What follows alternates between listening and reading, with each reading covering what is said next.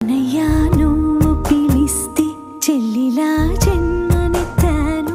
హాయి హాయిగాను నవ్వితే ఎంత ఎంత మురిసిపోతాను. అన్నయ్యా నువ్వు తలిస్తే కళ్ళ ముందు వాలిపోతాను. నువ్వు పంచిన ప్రేమకెప్పుడు రుణపడిపోయే ఉంటాను.